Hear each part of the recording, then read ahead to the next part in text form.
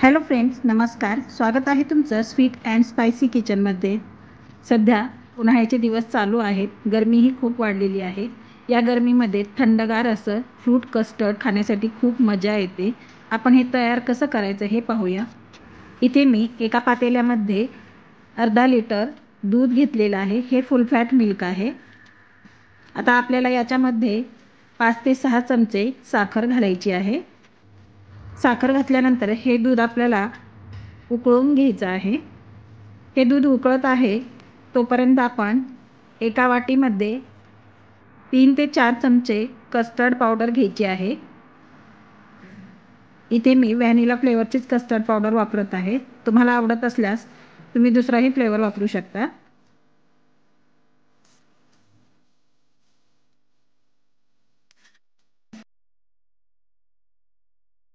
आता याच्यामध्ये आपल्याला थोडंसं पाणी घालायचं आहे.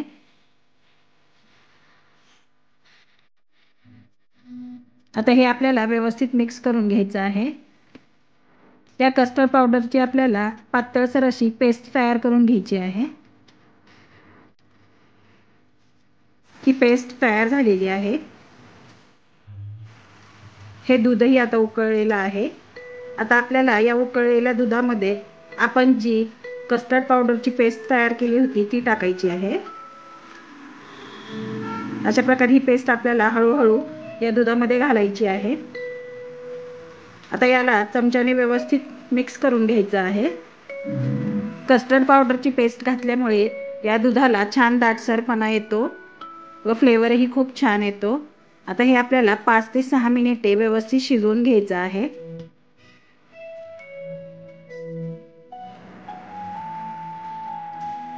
हे मिश्रण आणखी पातळच आहे. 5 ते 6 मिनिटानंतर तुम्ही पाहू शकता हे मिश्रण आता दाटसर झालेलं आहे. आपण गॅस बंद करून हे रूम टेम्परेचरला थंड करून घेऊ व नंतर 1 तास आपल्याला फ्रीजमध्ये थंड होण्यासाठी ठेवून द्यायचं आहे. इथे मी काही फळं कट करून घेतलेली आहेत. हिरवी द्राक्ष, काळी द्राक्ष, सफरचंद, स्ट्रॉबेरी, डाळिंब, तुम्ही तुमच्या आवडीनुसार फळं वापरू शकता. ते कस्टर्ड आता थंड झालेलं आहे. हे मी 1 तास फ्रीजमध्ये ठेवलं होतं. आता आपण याच्यामध्ये जी कट करून घेतलेली फळं आहेत ती टाकूया. हे फ्रूट कस्टर्ड तयार करण्यासाठी आपल्याला फारसा वेळ लागत नाही. तुम्ही याचा स्वीट डिश म्हणून सुद्धा वापर करू शकता. लहान मुलांसाठी ही खूप हेल्दी रेसिपी आहे. काही मुलांना फ्रूट्स अजिबात आवडत नाही. तुम्ही जर अशा प्रकारे दिली तर त्यांना नक्कीच आवडतील.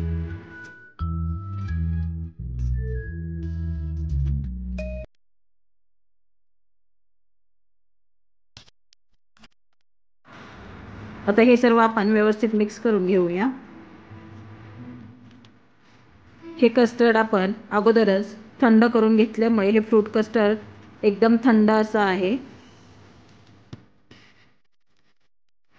तर अशा प्रकारे आपली फ्रूट कस्टर्डची रेसिपी तयार झालेली आहे. तुम्ही नक्की ट्राय करून बघा. तुम्हालाही खूप आवडेल. कमेंट बॉक्समध्ये कळवायला मला अजिबात विसरू नका.